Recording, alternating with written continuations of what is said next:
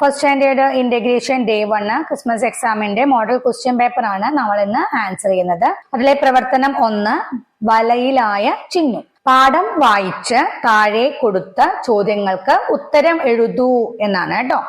അപ്പൊ നമുക്ക് വായിച്ചു നോക്കാം. ചിന്നു പൂമ്പാറ്റ പറന്നു, തേൻ കുടിക്കാൻ ചെമ്പരത്തിപ്പൂവിൽ ഇരുന്നു, ചിന്നു ചിലന്തി വലയിൽ കുടുങ്ങി, അയ്യോ രക്ഷിക്കണേ, മനു വടിയെടുത്തു, വല പൊട്ടിച്ചു, ചിന്നു പറന്നു വന്നു, മനുവിന് ഉമ്മ കൊടുത്തു. നമുക്കിനി ചോദ്യങ്ങൾ നോക്കാം അല്ലെ. ചിത്രത്തിന് യോജിച്ച വാക്യം പാഠത്തിൽ നിന്ന് കണ്ടെത്തി എഴുതൂ എന്നാണ് കേട്ടോ.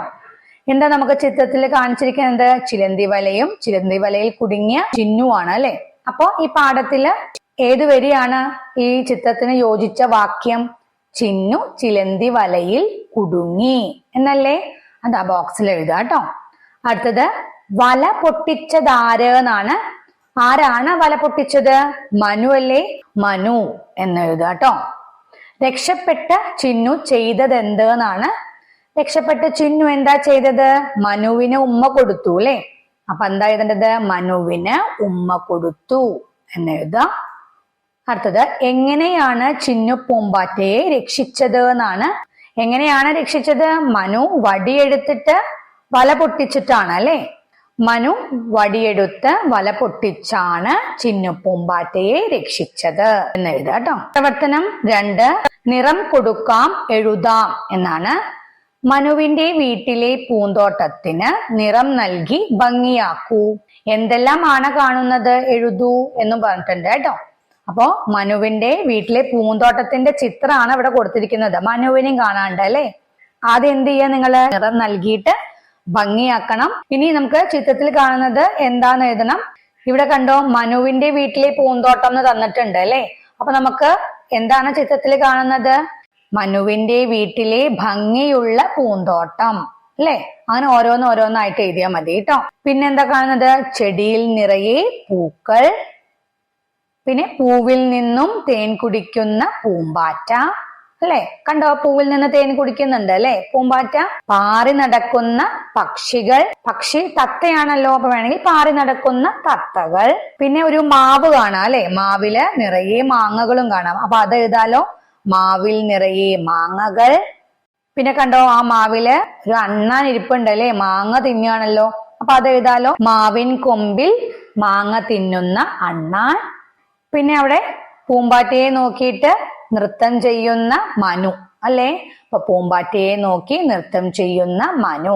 ഇതിലെ ഏതെങ്കിലും 4 എണ്ണമൊക്കെ എഴുതിയാൽ മതി കേട്ടോ. പ്രവർത്തനം 3 വരികൾ കൂട്ടിച്ചേർക്കാം എന്നാണ് കേട്ടോ.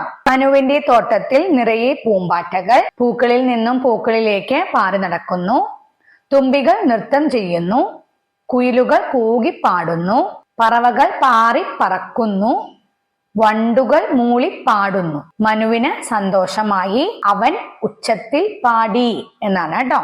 വരികൾ കൂട്ടിച്ചേർത്ത് കൂട്ടമായി പാടൂ എന്ന് പറഞ്ഞിട്ടുണ്ട്. അപ്പൊ തന്നിരിക്കുന്ന വരികൾ നോക്കാട്ടോ. മനു പാടിയ പാട്ടാണ്. അപ്പൊ നമുക്ക് നോക്കാം.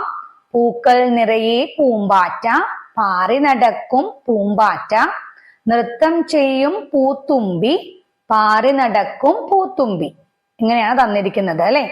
അവിടെ 4 വരികൾ നമ്മൾ കൂട്ടിച്ചേർക്കണല്ലോ. അതിനായിട്ട് നമുക്ക് മുകളിൽ തന്നിട്ടുണ്ട് കേട്ടോ. മനുവിന്റെ തോട്ടത്തിൽ എന്തൊക്കെയാ ഉള്ളത് എന്നൊക്കെ തന്നിട്ടുണ്ട്. പൂമ്പാറ്റകളുണ്ട്, പൂത്തുമ്പികളുണ്ട്, കുയിലുകളുണ്ട്, പറവകളുണ്ട്, വണ്ടുകളുണ്ട് അല്ലെ.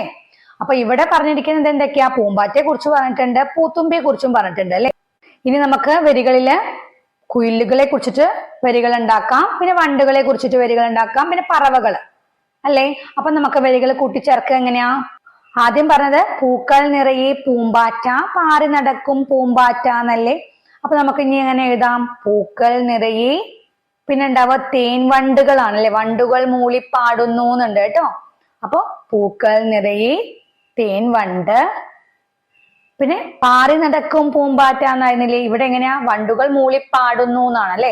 മൂളിപ്പാടും തേൻ വണ്ട് എന്നാക്കാട്ടോ. പൂക്കൾ നിറയെ തേൻ വണ്ട്, മൂളിപ്പാടും തേൻ വണ്ട്. ഇനി അടുത്ത 2 ലൈൻ നമുക്ക് കുയിലുകളെ വെച്ചിട്ട് പാടാലോ. നൃത്തം ചെയ്യും പൂത്തുമ്പി, പാറി നടക്കും പൂത്തുമ്പി എന്നാണ് അല്ലെ. കുയിലുകൾ കൂകിപ്പാടുന്നു എന്ന് തന്നിട്ടുണ്ട്. അപ്പൊ നമുക്ക് ഇനി എങ്ങനെ എഴുതാം? കൂകിപ്പാടും കുയിലമ്മ, പാറി നടക്കും കുയിലമ്മ എന്ന് എഴുതാം കേട്ടോ. പ്രവർത്തനം 4, പേരക്കയും മുന്തിരിയും. പ്രത്യേകതകൾ വായിച്ചു നോക്കി പഴത്തിലേക്ക് വരയ്ക്കൂ എന്നാണ് പറഞ്ഞിരിക്കുന്നത്. ഇവിടെ പേരക്കയുടെയും അതുപോലെ തന്നെ മുന്തിരിയുടെയും ചിത്രം കൊടുത്തിട്ടുണ്ട്. അപ്പൊ ഓരോ പ്രത്യേകതകൾ വായിക്കാം, അത് ഏത് പഴാന്ന് കണ്ടെത്ത് അതിലേക്ക് വരച്ചു ചേർക്കാം കേട്ടോ. അപ്പൊ ആദ്യത്തെ വലിയ പഴം എന്നാണ് തന്നിരിക്കുന്നത്. അത് ഏത് പഴ? പേരക്കയാണോ മുന്തിരിയാണോ? വലിയ പഴം പേരക്കയല്ലേ? പേരക്കയിലേക്ക് വരച്ചു ചേർക്കുക കേട്ടോ. മധുരമുണ്ട് എന്ന് തന്നിട്ടുണ്ട്. അവിടെ മധുരമുണ്ട് എന്നുണ്ട്. അടുത്തത് പുളിയും മധുരവും ഉണ്ട് എന്നുണ്ട് കേട്ടോ. അപ്പൊ മധുരമുണ്ട് എന്നുള്ളത് നമുക്കറിയാം, പേരക്കയ്ക്കാണ് മധുരം ഉള്ളത് അല്ലെ. അപ്പൊ പേരക്കയിലേക്ക് വരച്ചു ചേർക്കുക.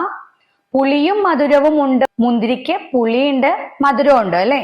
അപ്പൊ മുന്തിരിയിലേക്ക് വരച്ചു ചേർക്കുക കേട്ടോ. അടുത്തത് ചെറിയ പഴം എന്ന് തന്നിട്ടുണ്ട്.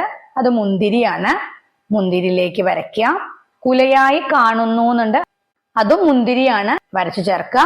അടുത്തത് ഉള്ളിൽ വിത്ത് ഉണ്ട് എന്നാണ്. അത് പേരയ്ക്കും വിത്തുണ്ട് മുന്തിരിക്കും ഉണ്ട് അല്ലെ. അപ്പൊ രണ്ടിലേക്കും വരച്ചു ചേർക്കുക കേട്ടോ. പേരക്കയുടെയും മുന്തിരിയുടെയും ഓരോ സവിശേഷതകൾ സ്വന്തമായി കണ്ടെത്തി എഴുതൂ എന്ന് പറഞ്ഞിട്ടുണ്ട്. ഇവിടെ നമുക്ക് കുറച്ച് പ്രത്യേകതകൾ തന്നിട്ടുണ്ട്. അതല്ലാതെ വേറെ ഏത് പ്രത്യേകതയാണോ ഉള്ളത് എന്ന് കണ്ടെത്തി എഴുതാനാണ് പറഞ്ഞിരിക്കുന്നത് കേട്ടോ. പിന്നെ എന്താ ഉള്ളത് പ്രത്യേകത? പേരക്ക എന്ന് പറയുന്നത് ഒറ്റ നിറത്തിൽ മാത്രം കാണുന്ന പഴമാണ് അല്ലെ. മുന്തിരിയോ? മുന്തിരിക്ക് 2-3 നിറമുണ്ട് അല്ലെ. അപ്പൊ നമുക്കതൊരു സവിശേഷതയായിട്ട് എഴുതാലോ. അപ്പൊ പേരക്ക എന്ന് എഴുതുക. എന്താണ് സവിശേഷത? ഒറ്റ നിറത്തിൽ മാത്രം കാണുന്ന പഴം എന്ന് എഴുതുക. മുന്തിരി എന്ന് എഴുതുക. എന്താണ്? പല നിറത്തിൽ കാണുന്ന പഴം. അങ്ങനെ എഴുതുക കേട്ടോ.